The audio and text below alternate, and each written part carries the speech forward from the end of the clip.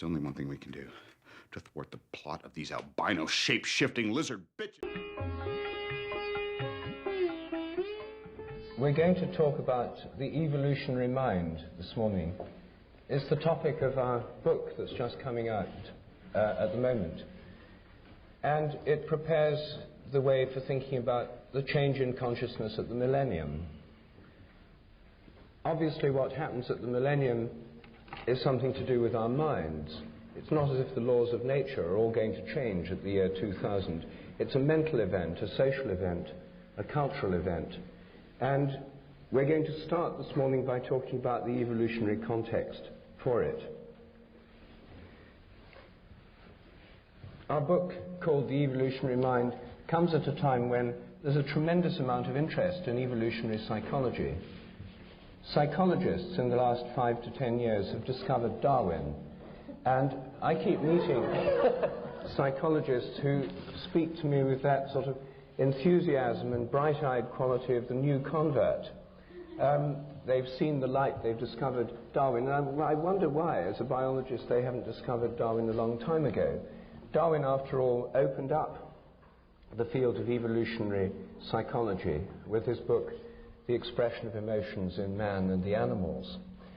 And there was a lot of speculation at the end of the 19th century about the evolution of consciousness. However, academic psychology this century has got involved in behaviorism, rats in cages pushing levers, and now cognitive psychology, computer models of neural processes, none of which has left much space for evolutionary theorizing. So they've come rather late to this evolutionary speculation. There's been permission given to biologists to speculate about evolution of the mind in this way by the analysis of selfish genes. They feel if they're talking about selfish genes, it's somehow scientific, and it's given everyone permission. This kind of discussion is epitomized in Steven Pinker's recent book, How the Mind Works. And it's based on the idea that human behavior is determined by genes. There's a gene for everything, and they then work out in theoretical terms what these genes would lead us to expect, the selfish behavior of the genes. Unfortunately, their conclusions are not terribly surprising or deep. And at the end of a lecture he gave recently in London, which was met with considerable skepticism, somebody said, well, now just give us the most important clear idea you've been able to deduce from your selfish gene theory. And he said that after lengthy calculations, they'd found that because females have only 1 or 2 eggs at a time, which are a rare and precious resource that needs conserving, whereas males produce millions of sperm, they deduced, after a lot of working out, that women would tend to seek high-status males and want to stay with them, whereas men would tend to be promiscuous to spread selfish genes more freely. And there was an air of disappointment in the lecture hall. And somebody was heard to say, is that all? Anyway, the fact that this rather closed world of selfish gene speculation is going on has given other people within the scientific world permission to think more widely about evolution. Most evolutionary theories are purely speculative, since we don't really know what happened in the past. Many of them are just so stories, rather like Kipling's accounts of how the leopard got its spots and so on. But there have been, in this modern explosion of speculation about our evolutionary past, there are several rather interesting ideas that have come up, and I just wanted to bring up 2 or 3 of these this morning, because although there's no shortage of speculations about what happened in the human past in the books of Terence McKenna, there are several new ideas which might amplify these ideas about conscious evolution. The first ideas that I want to talk about are put forward in a book by Stephen Mithen, M-I-T-H-E-N, called The Prehistory of the Mind. He's a British archaeologist, but in this book he's brought together a wealth of evidence from the fossil record, from archaeology, from the study of primate behavior, and from the study of child psychology to put together a very interesting discussion of what happened to human minds during the 3.5 million years of human evolution before recorded history began. The first upright walking hominids are now believed to have emerged in Africa over 3.5 million years ago, Australopithecus. These were upright walking, tool-using, they used simple stone tools, precursors of ourselves. Human history, 3.5 million years of it, went on before we have the records from the great civilizations. The domestication of animals, the agricultural revolution, occurred 10,000 years ago. The first civilizations about 5,000 years ago, maybe 7,000 years ago. Industrialization 200 or 300 years ago. But for the vast majority of human history, people were living in quite different way. And it seems to me a very reasonable supposition that a great deal of our psychology, a great deal of the working of our minds has been shaped by this enormously long period about which we know so little. What Maiden points out is that these, although we don't know what they thought about and how they worked, for these early human beings, these early hominids, must have had several different kinds of intelligence. They must have had a social intelligence. They were social beings. They lived in social groups. And we know from studies of chimpanzees and other social primates that there are very subtle interactions within the group. There are dominance interactions, there are cooperative interactions. And to get it right requires a kind of intelligence about how other members of the group are going to react, what's appropriate behavior, and so on. All social animals must involve some kind of social intelligence. And we can reasonably assume that our ancestors, our hominid ancestors, had a social intelligence to enable them to live together and work together in social groups.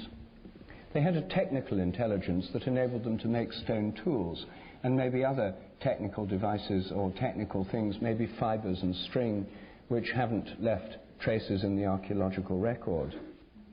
They must have had a natural historical intelligence, because if you're living as a hunter-gatherer, as they did, then unless you know what to hunt and how to hunt it, what the habits of the animals are that you're hunting, unless you know what to gather, where to gather it, what things are good to eat, what things are good as herbs, you don't get very far. And this requires an enormously detailed knowledge of natural history. It's not just human beings, chimpanzees have to have this, and many other creatures. So this must have been part of their mental makeup. And then at some stage they began to talk, and they must have had a linguistic intelligence. We don't know when language began. Some people put it 50,000 years ago, some people put it much longer ago. But that really nobody knows. Language leaves no fossil traces. But something very strange happened. About 100,000 years ago, our ancestors achieved brain sizes roughly the same as ours today. So for 100,000 years, human beings have had brains of the current capacity. Yet, for 100,000 years, they were not writing programs and building computers and thinking up Einstein's equations and so on. Something else was going on with those brains, and we haven't a clue what it was. The brain size, the development of current brain size, is not the reason that there's been this explosion of technical innovation recently. Brain size hasn't changed much for 100,000 years. And it wasn't until about 50,000 years ago that there was the beginnings of art, paintings in caves and that kind of thing. What happened? Why did art and civilization only begin tens of thousands of years after the brain had reached its present capacity? And what enabled these different kinds of intelligence to give rise to the agricultural revolution, modern humanity, and so on? Well, the hypothesis that Maiden puts forward is that about 50,000 years ago, some crucial transition occurred whereby these previously separate intelligences somehow came together, cross-fertilized each other, and produced the beginnings of characteristically human mentality. The connection of social and technical intelligence meant that people started using technical skills for making things like jewelry, ornaments, grave goods. The mixing of technical and natural historical intelligence led to a great improvement in hunting technologies, in weapons, in axe heads and spearheads and arrowheads and so on. The merging of social and natural historical intelligence led to a whole kind of mythic understanding of the animal and the natural world, which we find in all cultures around the world today. And with combining these with linguistic intelligence, there was a whole burst of human development, of mental development.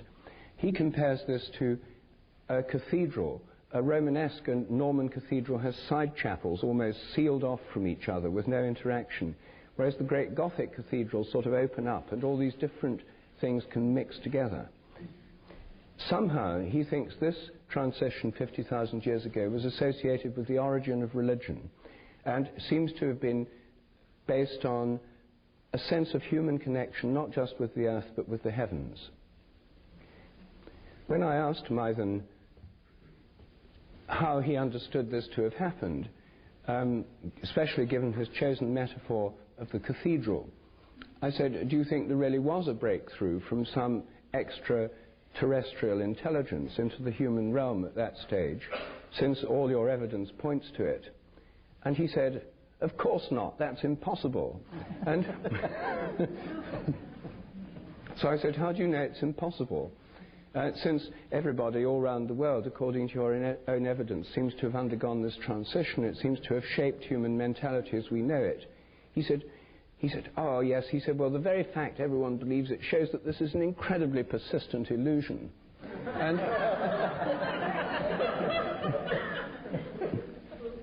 And I said, but how do you know it's an illusion? He said, because it's so persistent. And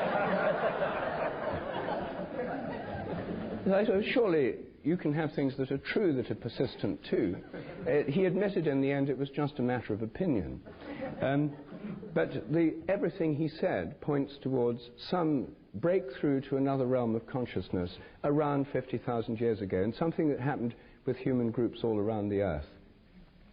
And I think this is the first time I've seen a convincing building up of evidence from somebody who's coming from a very hard-nosed position that gives us some clue as to a major shift in consciousness that happened, and it involved some connection with a higher dimension. Now, some people will like to interpret that in terms of visits of spaceships, chariots of the gods, and so forth.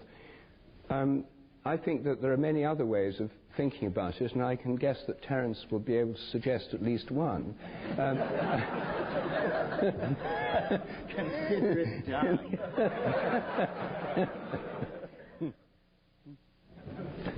But before we get, there's one other speculation about the past I want to mention, which I found particularly interesting out of this year's crop of books on the subject, which is Barbara Ehrenreich's book, Blood Rights.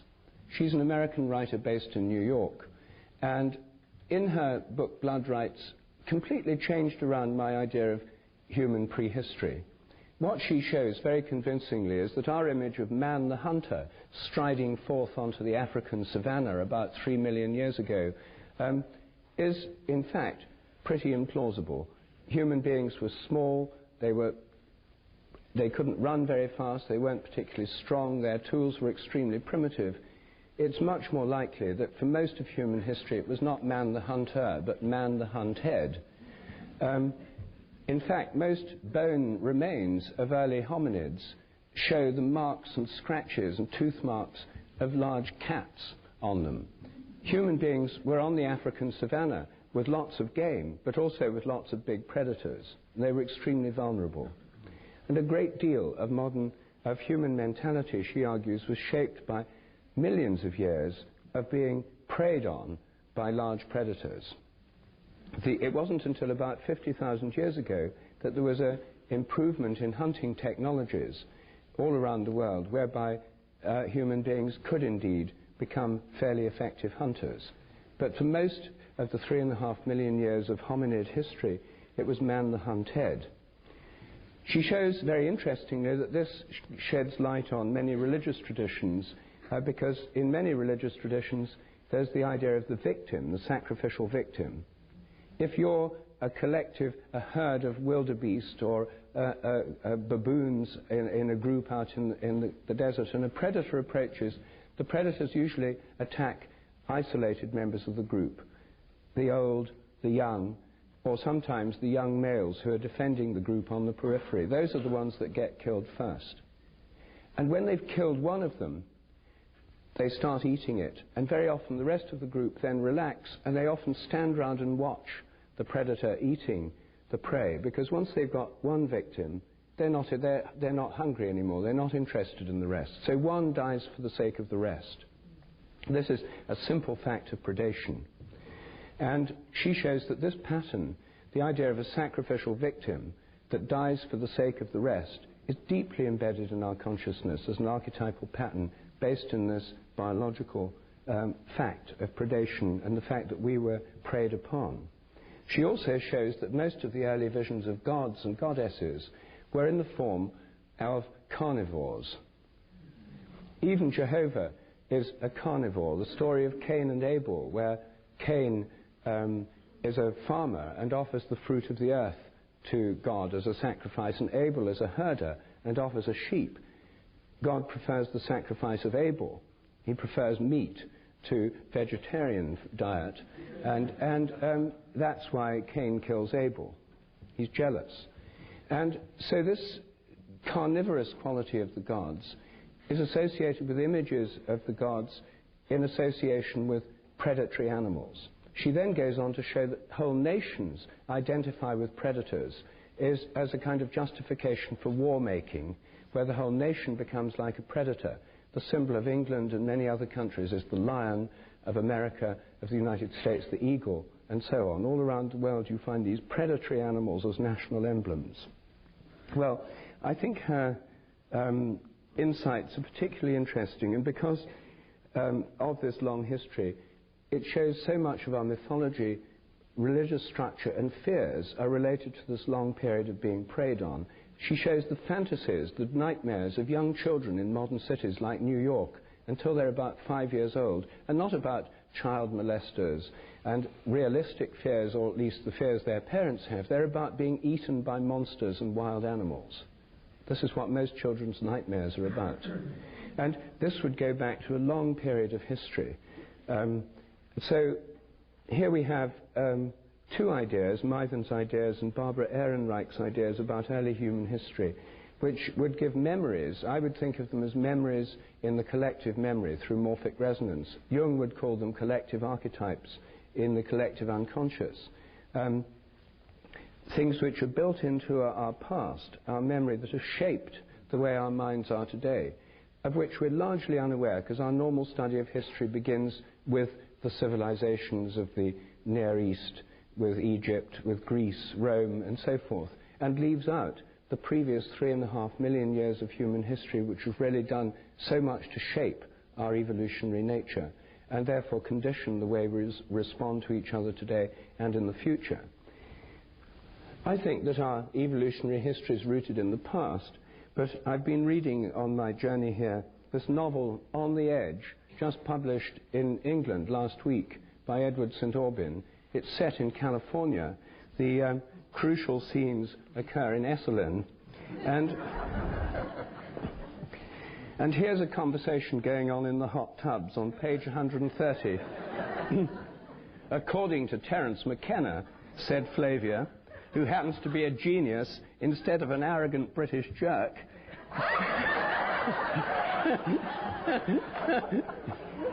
history is rooted in the future. So,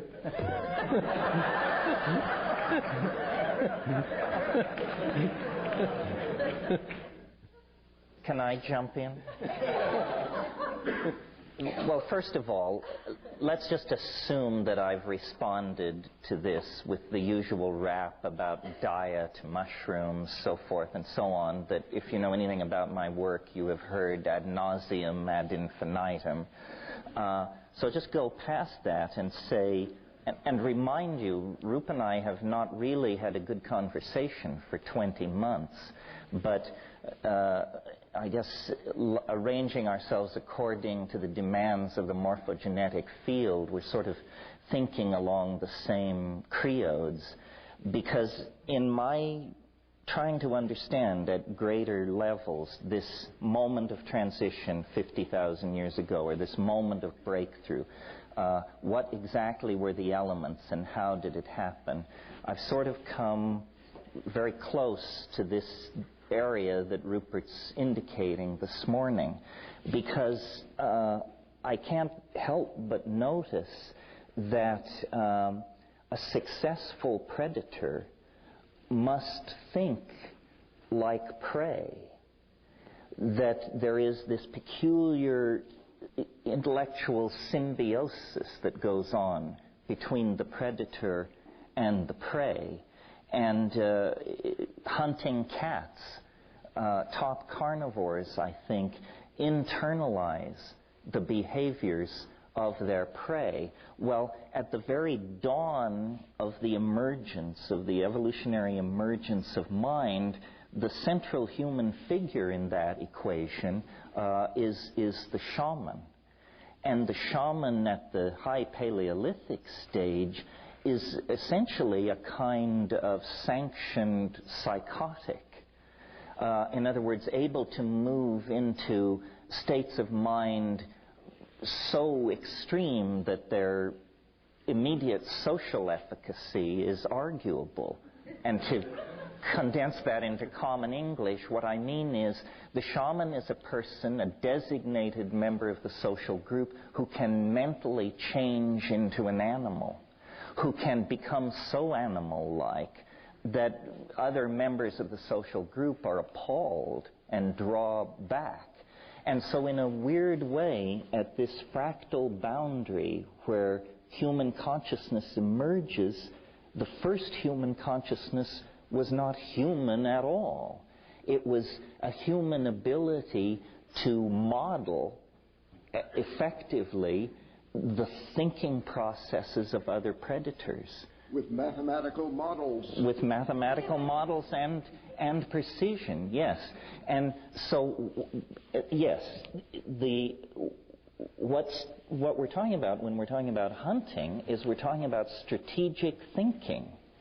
And strategic thinking always involves bifurcating trees of choice. If we go to the water hole at dawn, perhaps we can make a kill. If we take food and leave the women and children and go in this direction several days, perhaps we will make a kill. Perhaps not. Perhaps by abandoning the women and the children, we will undercut our gene pool and return to catastrophe. Strategic thinking. What strategic thinking requires is the ability to contemplate possibilities not immediately present. In other words, there's a kind of time-binding function here. So I'm really not so much posing a question to Rup as adumbrating what he said. I think this is where it all comes together in this very complicated relationship between fear, expectation, strategizing, and the imagination. The two areas where I'm sure we spend a great deal of time studying these bifurcating trees of possibility were in the food gathering and hunting domain, and then in the sexual domain, which today we call erotic fantasy. But in the high Paleolithic, erotic fantasy was rather closely welded to where your genes went and how your biological propagation processes proceeded. So the key, whether you believe it was through the stimulation of psilocybin or through the aping of the behavior of other top predators that we aspired to compete with, whatever the causal mechanism, the domain in which the change was born and in which we will live until we leave the body behind us is the domain of the imagination. I mean, this is what we created that is uniquely human and that has defined us ever since. And as this discussion today proceeds to look more into the future, I think we will see that as the imagination has been our past and the cradle of our humanness, so it also is the domain in which our trans-human metamorphosis will occur. Something like that. Hey, as far as I can see, this is dancing around an intellectual black hole or something. Here we have, the question is posed, as I gather of Stephen Mython, that in the evolution of consciousness or culture, I'm not sure which, that there was a bifurcation 50,000 years ago, which is of interest to us because we're in one now. And the question is, what was it caused by? And then Rupert proposed that you would, of course, answer the psilocybin mushroom on the plains of Africa. But you didn't mention strategically. But why this need not only was a constant throughout the 3.5 million years evolution of hominids, but also in pongids, apes, bean, and swarming bees, schooling fish, and so on. This is more or less no news here. What was it then that happened 50,000 years ago, if anything happened? So I know that this will not be a favorite hypothesis in this audience, but it's one that has to be counted. You asked for, are there any other... What did he suggest, actually, Stephen Mython? He doesn't give a very clear explanation as to why this might have happened. Well, he's a youngish man, I suppose. Yes. Who probably has not read the great books of his predecessors, such as, let's say, for example, Alexander Marchak, who led a great group of, combined group of two species, neurophysiologists and archaeologists, in the distant past, to propose that miracle that occurred, like the beginning of Cro-Magnon 50,000 years ago, had to do with a structural change in neurophysiology. This presents the view, if you want to look at it that way, God as a brain surgeon, also known as the hole in the head, where the connection between the hemispheres was improved in the corpus callosum, and this physiological evolution provided a evolutionary advantage in hunting and so on. And as an evolution theorist, you would have to say, well, if there was divine brain surgery, then it could have been in response to a leading element in the evolution of some morphogenetic field. Now, thinking of this as it's a chicken and egg kind of thing, okay, is like the physiological change. There was a physiological change, was there not? Didn't Stephen Mython mention that?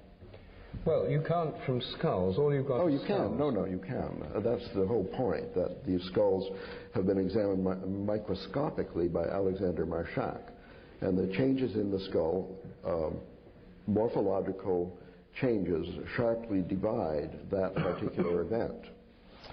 Including the enlargement of the frontal lobes, which was considered, because of Broca's brain, to be the physiological foundation for the development of speech. Whereas we would say, probably, I'm guessing we would agree that the enlarged brain, Broca's brain evolved because as we had already started speaking and had the need for more vocabulary, the things favored the larger vocabulary in terms of hunting, gathering, escaping large carnivores, and so on. Anyway, there's a dichotomy of two different views about this bifurcation, the divine intervention one and the physiological DNA random mutation natural selection one. Isn't that it? And in this dichotomy, we see you opposed, because Terence believes the eating psilocybin mushrooms is a purely material explanation, right? It requires no recourse to a divine intervention in the field. Angels, dreams, you use the word imagination. But he's not suggesting a literal divine intervention. He's just speaking metaphorically. Well, Mython's speaking metaphorically. I think I'm speaking literally. Because I think, you see, one of the things we have to explain is that religion, or some sense of a beyond the human realm of consciousness, is found in every human culture today.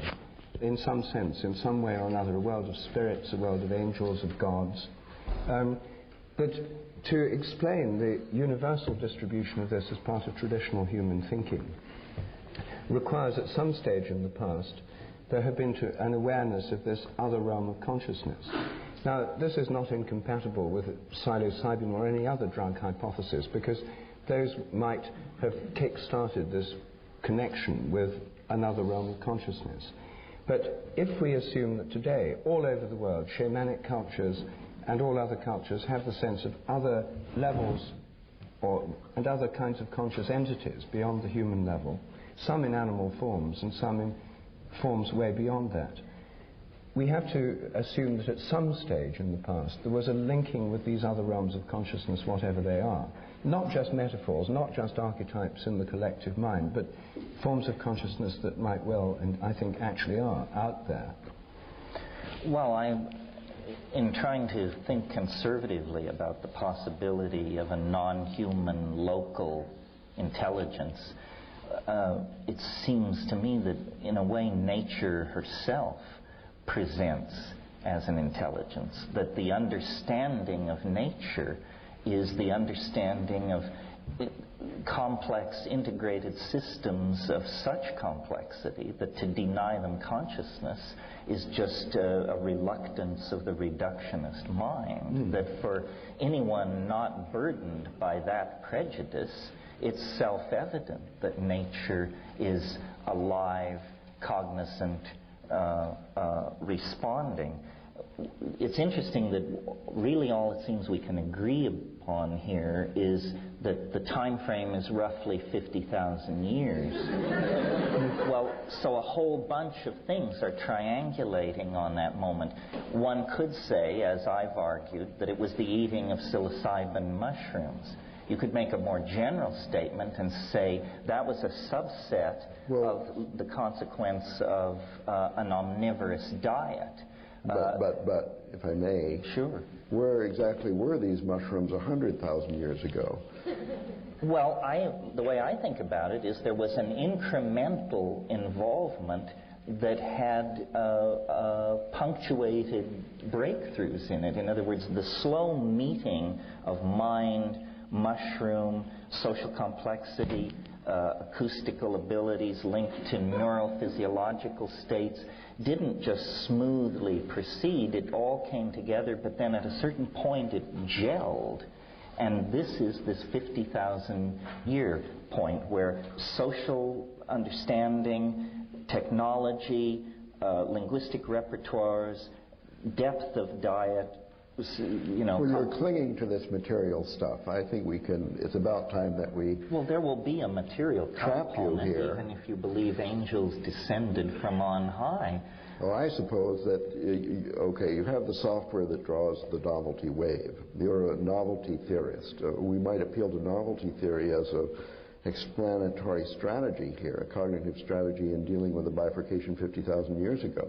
If you run the program back for 100,000 years, do you or do you not find a kink there in the novelty wave in 50,000 BC? I mean, no, it's not based on data, only extrapolation, but is there or isn't there? Well, I think there were a series of breakthroughs. For instance, 120,000 years ago, the modern Homo sapiens sapien form appeared. In other words, no. In short, no, there's no... Both and, I think.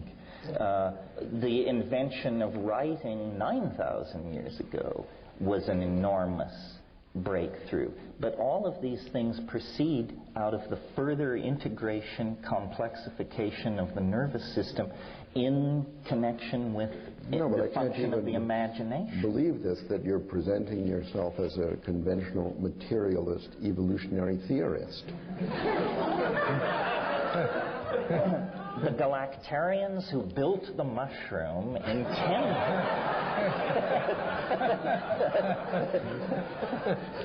This is your pal, your favorite Well, you see, with author. the mushroom theory, you can always just say they encountered the mushroom and then it proceeded from there. But you can go one step back and say, who placed the mushroom in their path? I'll give you a hand there. And that was the preceding civilization of Lemurians who...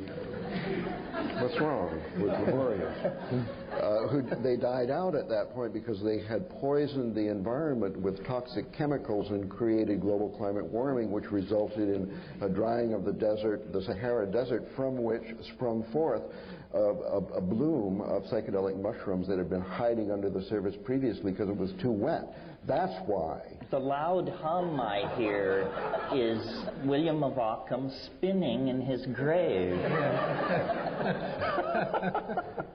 I see. You think that DNA and the expression of genes is a simpler explanation than a divine intervention at the level of the novelty wave. I think that the DNA is divine. Ah. But William didn't like it. Escape from his Ruth, what you as a middleman should. I think, you see, I can't quite get your position because the new hard-nosed skeptic that you're revealing to us here and in other places, you see, it doesn't seem to fit too well with Terence McKenna on non-human entities, machine elves, etc. I mean, the idea of other kinds of consciousness, other forms of entity that are not just inside our brains and appearing in relation to deranged states of mind, pharmacologically induced. The idea that they're out there seems to me an essential part of most of what I've heard you say over many years. Well, I'm sort of getting into what I intend to say later, but I think the key thing is not to concentrate on materialist versus non-materialist explanations, but to realize that the new vision of nature is not as matter or energy, but as information. And information is expressed in the DNA, it's expressed epigenetically in culture.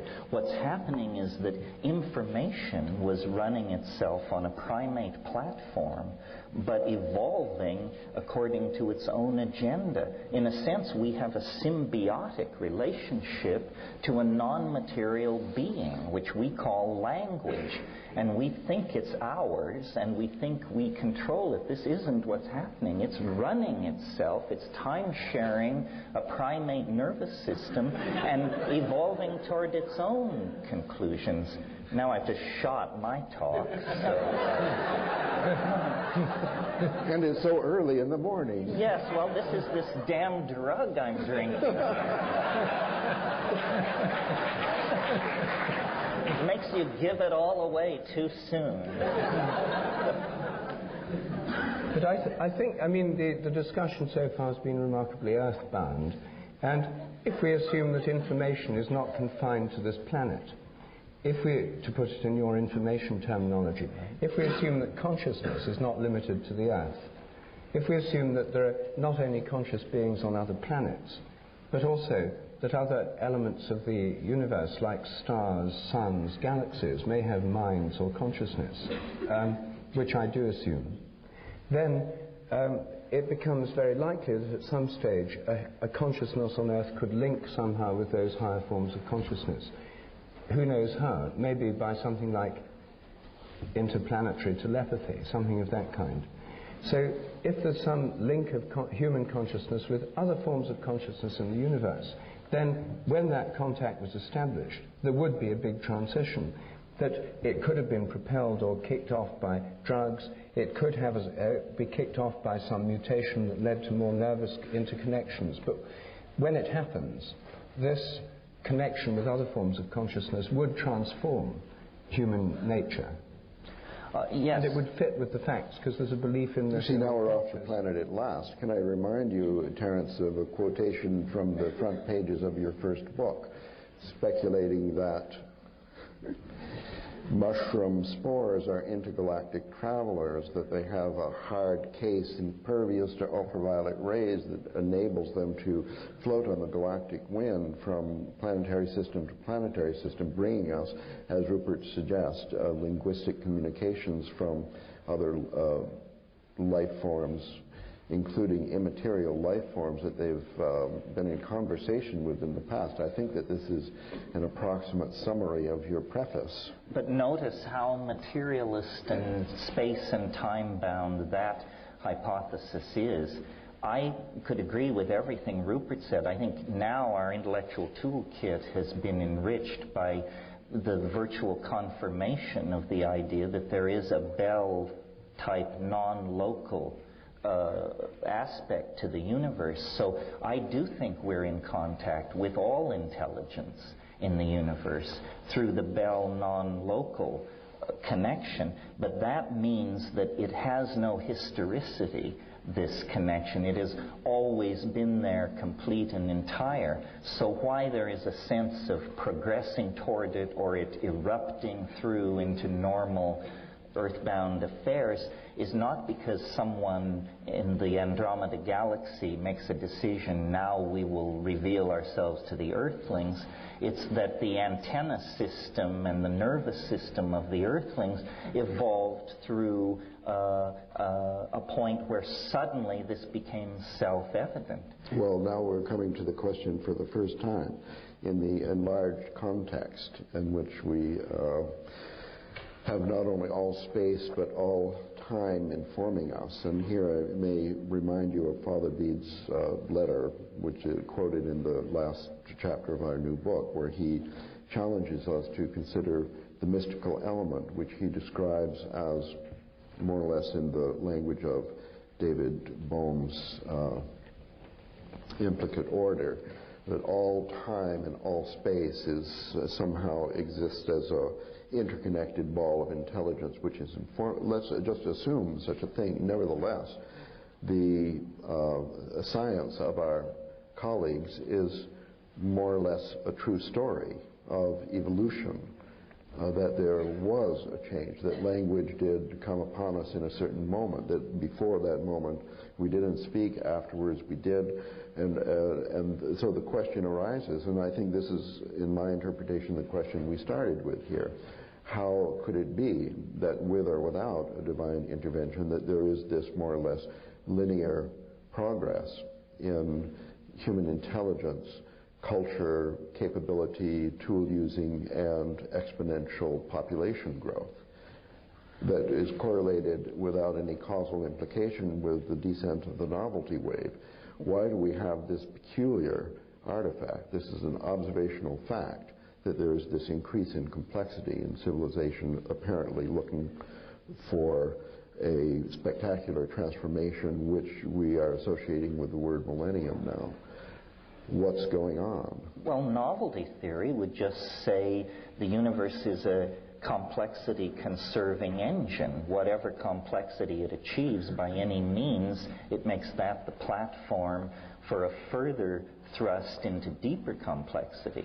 If you don't like novelty theory... Because the morphogenetic field never forgets. Well, it forgets a little, but it never... It can be set back, but it can never be set back to zero, and it always, once it gets out of the ditch, it heads back in the same direction. It has a vector field preference. And then you mentioned David Bohm. His idea of emergent properties seems to achieve the same end without a telos of novelty theory. He simply says when you complexify a system, new properties will emerge suddenly and unexpectedly that couldn't have been predicted. If you put emergence theory with novelty theory, you see that the universe could not but proceed along the line of complexification of morphogenetic expression, density of connectivity, and all the things that retard entropy and give rise to, in fact, the complex, non-entropic, ordered, apparently teleologically informed cosmos that we're in. Well, now we see then that what you've described is... laugh? It was one of those verbs, was a bit extraordinary. Okay.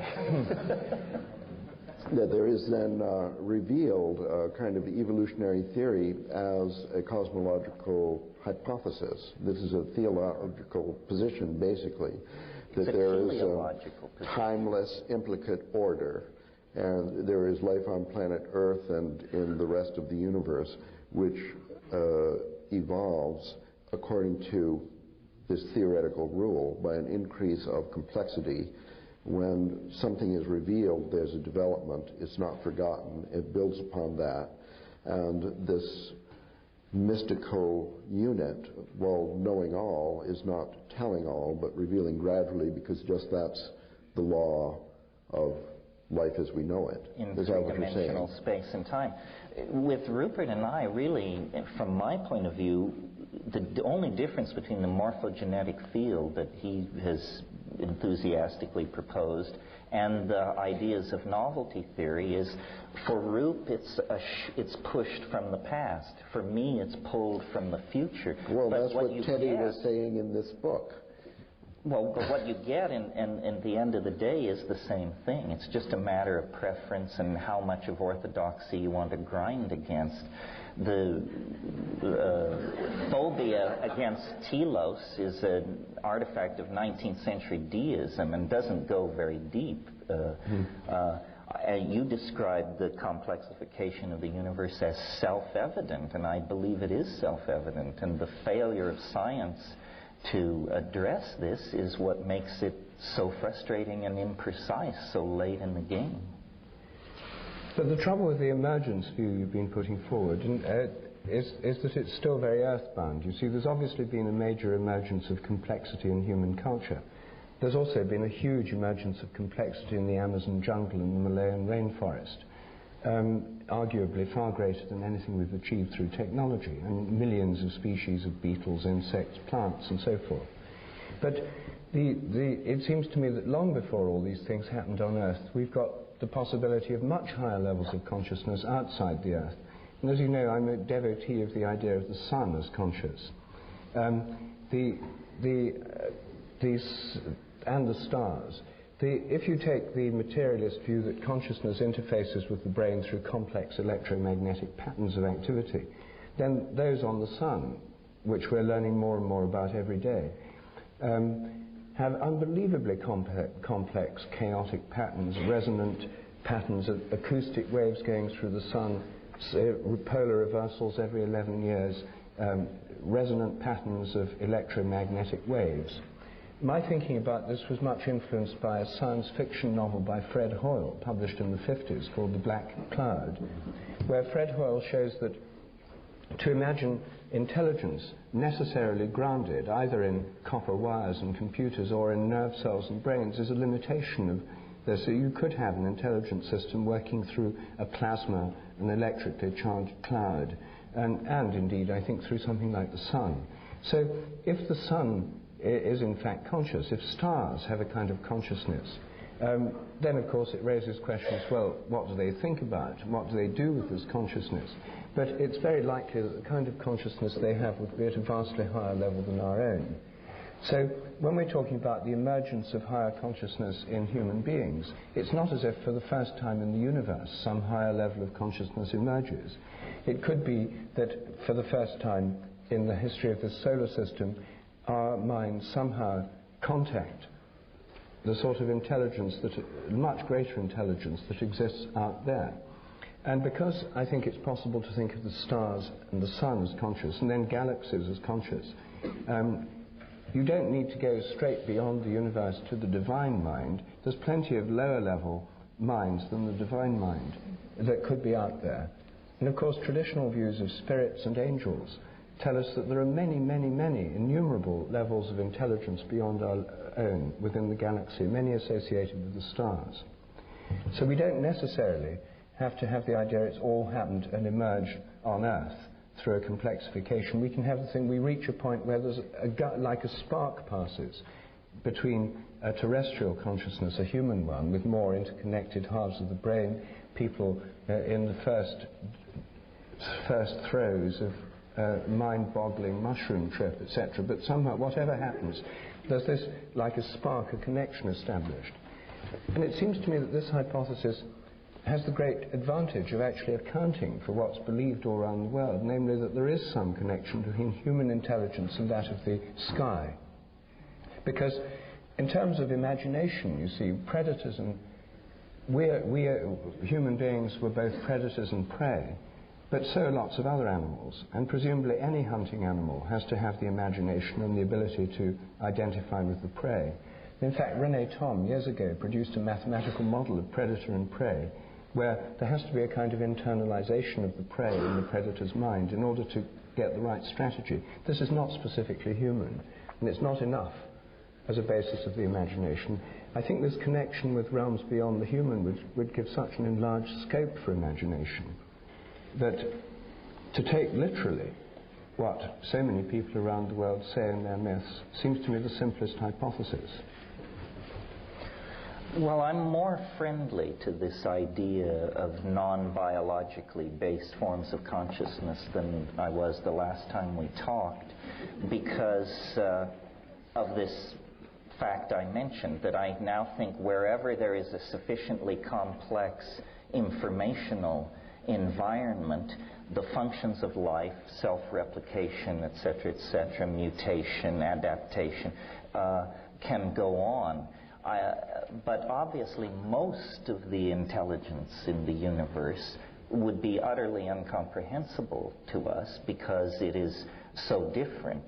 So we're transducing virtually the entire hologram of possible intelligence in the universe, but the reason our fantasies of angels and aliens give us hominids with binocular vision who use acoustical speech, in other words, creatures very similar to ourselves, is because we only can recognize what is familiar in this universal information field. So we sail right past the star mind, the galaxy mind, to communicate with a race of winged hominids around Zenebel-Ganubi Prime, simply because they are enough like us that we can grok our possibility of a relationship. It seems to me that this is just very begging the question in traditional and cheap fashion. Because, oh, good, Ralph. I mean, I'm all in favor of celestial intelligence, and in fact, I could even entertain a conversation with a Pleiadian. I don't mind. But the question, I mean, we started with the problem of evolution. The evolutionary mind is, in fact, the title of our book, and the question of the evolution, the progress, or even the origin of all these things is our ultimate question. Now, if our view is local to planet Earth, we can say, okay, we're being taught by bolts from the blue, and we have these, meddling celestial intelligence that are reaching out, pretend to be Bell and tell us Bell's theorem, give us mushrooms, pretend to be sent from the solar wind or whatever. But where do they come from? The evolutionary problem, then, is just transferred onto another, more remote place. Now, as I understand, Rupert's idea of the morphogenetic field is that these other places are also in evolution, and the whole system is in coevolution, and that is an attempt, I think, one of the first ones in the history of intelligent discourse on this subject. The first attempt to get rid of the hypothesis of timeless truth. But if you get rid of that hypothesis, you have a whole bunch of weird problems, such as then you have to talk about the speed of propagation of novelty or morphogenetic fields, and then you're slammed to the wall because you have to either come up with a number which you fit into a mathematical architecture, or you say that it's instantaneous, which returns you to this holistic, more metaphysical thing. If you don't believe that it's coming from the Bell space, then you have a whole bunch of these kinds of problems, which I think intuitively make it too complicated. Let it be instantaneous. I mean, I think the whole question of time is, in fact, behind this problem, that we have this idea about time, and then we're trying to talk about a timeless. So one way to eliminate this cognitive dissonance is to say, okay, there is no timeless, it's all in coevolution, and we're a little bit behind the evolution of the Pleiadians, and then, well, where does that come from? We're stuck with the problem. So I think, you're talking of the attractor at the end of time is more or less the beyond time is the intelligence that informs, that nourishes the accumulation of complexity as we go along, apparently in time.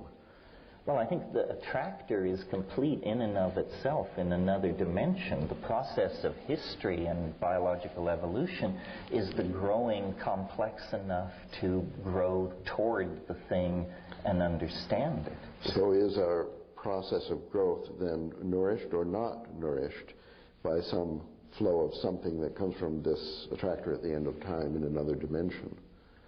It contributes the trajectory of our approach. It defines the domain in which we are moving toward it. We couldn't even talk this without chaos theory. No, right? Chaos theory stands behind this very powerfully. Well, I don't know, Ralph, people have been talking about this for a long time before chaos theory came along. But in such a muddled fashion. compared with the sublime clarity of our present conclusion. Precisely. So I don't quite see why chaos theory is an essential ingredient. Forget chaos theory. I'm interested in the possibility that in your deepest musings on this problem, you have rather avoided Father Bede's challenge to grapple with infinity, and that in the idea of the coevolution of morphogenetic fields begs the question of the existence of a timeless or eternal truth, pattern, guidance, or something which is, well, but are you? I don't know. I mean, Father Bede used the word mystical, but of course he was a priest. I don't think he meant the essentially incomprehensible. In other words, I don't think we're going to get to a place where we then say, from here on it is mystery and rational apprehension fails.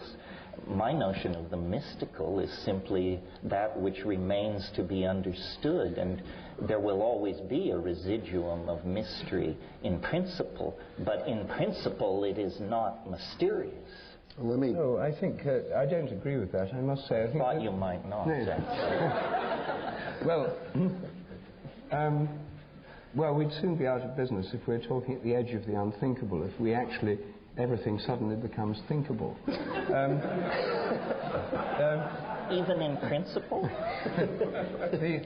I think that given the nature of a human mind, evolved to deal with large predators, hunting on African plains, gathering herbs, etc., dealing with social problems, human relationships, etc. The idea that this evolution has equipped us with minds and language and cognitive abilities that enable us to comprehend the entire universe, where it's come from, where it's going, what minds and mind may lie beyond what we see. The idea that this very small part of the evolutionary system, with all the limitations inherent in it, could comprehend the whole, seems to me a rather improbable supposition. And I think that the point about mysticism, or what the Greek church calls apophatic, that is that the ultimate in the end does lie beyond what we can think. Our thinking can only take us so far.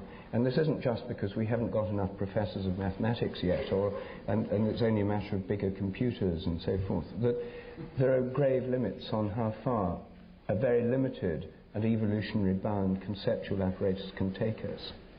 We'd never be able to embrace, as you yourself pointed out, the kind of mentality of the sun or a galaxy, because its concerns are so much greater and more remote than our own, let alone the universe as a whole. But in principle, some other form of organization could. In other words, these things are not sealed from understanding in principle. They are simply difficult for primate-based minds running limited software at low hertz rate to accommodate. But yes, but I mean, if presumably the solar mind, if there is one, could have a pretty good intuitive understanding of the minds of other suns. I mean, if the sun has a mind, part of its activity, I think, would be concerned with the solar system. It would be like the brain of the solar system. But part of its activity would be concerned with its peer group, namely other stars. And then part of their activity would be related to the mind or purpose or telos of the entire galaxy. And those kinds of concerns, you know, the kind of relationship problems that our sun may be having with other suns, or double star systems like that of Sirius, the kind of relationship problem. Those are rather beyond the scope of human psychotherapy, or indeed human thought. There may be so many things going on, as indeed there are at levels we don't really understand very well the world of the goldfish or the ant.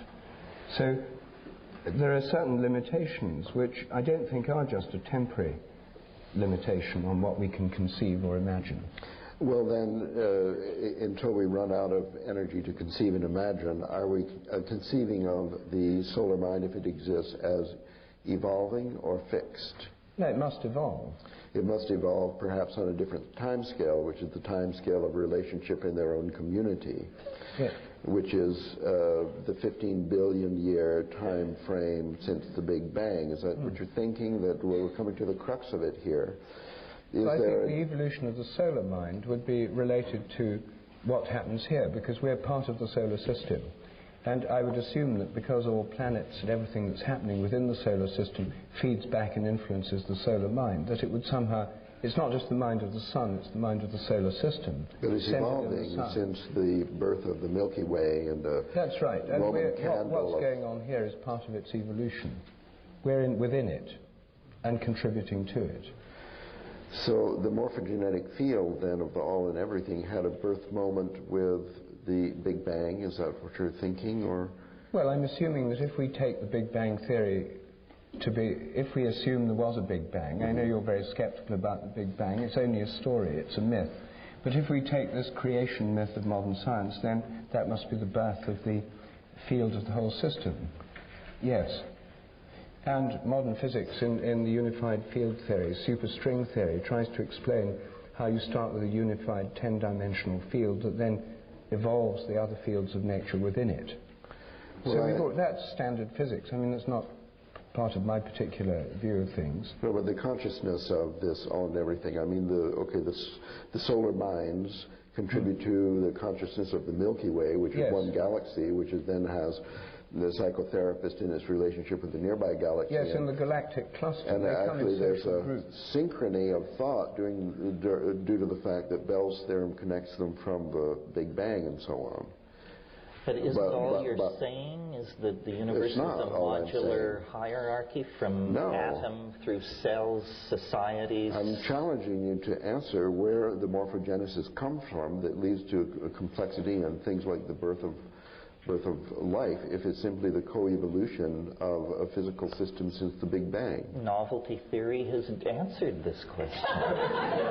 It comes to from the satisfaction of your mind and all smaller. Well, at least to the satisfaction of someone. But it doesn't explain either the origin of the novelty wave itself, nor does it... you see, there are many models, of course, of cosmic evolution. And one of them is that because you have the cosmic expansion, that for some reason the primal explosion, Big Bang, throws everything apart, so it's all moving apart. That means things cool down. As they cool down, more form and order can appear, and it literally makes more space for things to happen in. That the arrow of time, the arrow of evolutionary time, and the driving engine of evolution is the cosmic expansion, which means nothing can ever be stable, can ever stay the same, because the whole cosmos is unstable. It's always expanding and cooling. And given that, through all sorts of phase transitions, as you cool a plasma down, as atoms appear, and then as gases condense to liquids and liquids to solids, the cooling process involves the appearance of more order, more form, when there was less before. There was very little the moment of the Big Bang. So the cooling and expansion more or less force the appearance of more structure, pattern, order. And you could say that that gives scope for creativity all the time. There's always the scope for new things to happen.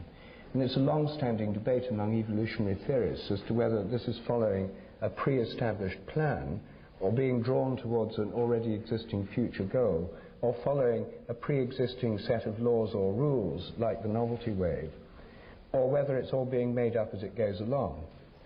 And I'm much influenced in my thinking by Bergson, the Henri Bergson.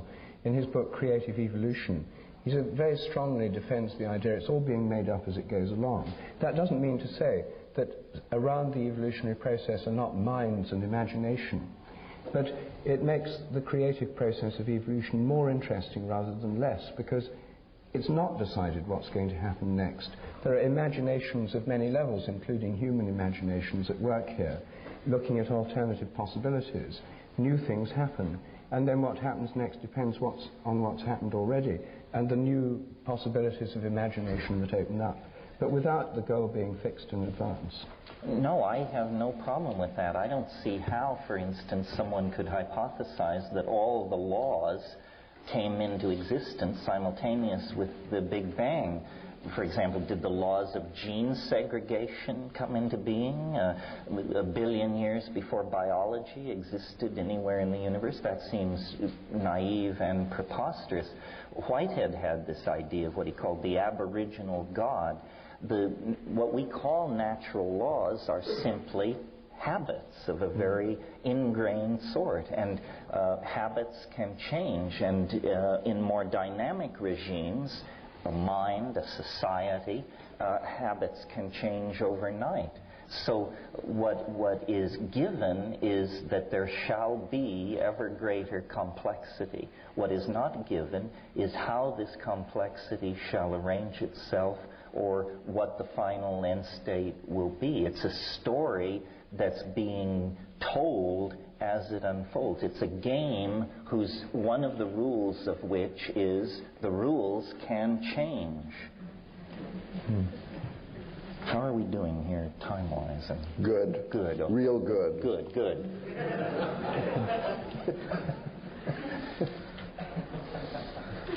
Well, we're getting nowhere. In other words, this is the problem. There's the watch in the desert.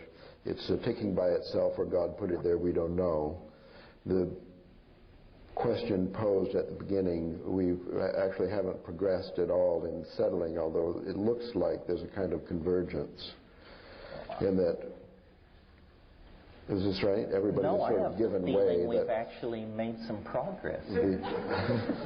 But I always have that feeling. Well, the attractor at the end of time, then, as I gather, is only has in it simple rules of a board game that says the complexity is going to increase, and how it's evolving, and things like DNA rules and stuff, we can make up as we please as we go along. Whatever natural selection approves of will then come to pass. Complexity will increase, that's the only rule. And so, in fact, you agree that time is slowing down. Well, time is slowing down as the events potentially contained within any given moment exponentially expand.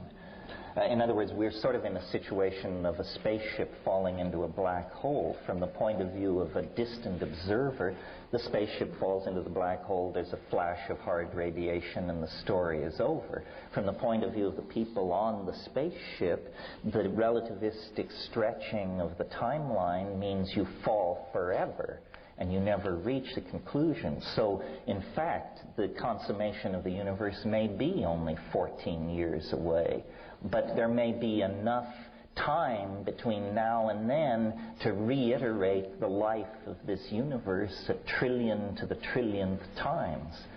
Time is not a tyranny. It's a relativistic medium subject to all kinds of plasticity. There are many ways out of any assumed corner we paint ourselves into.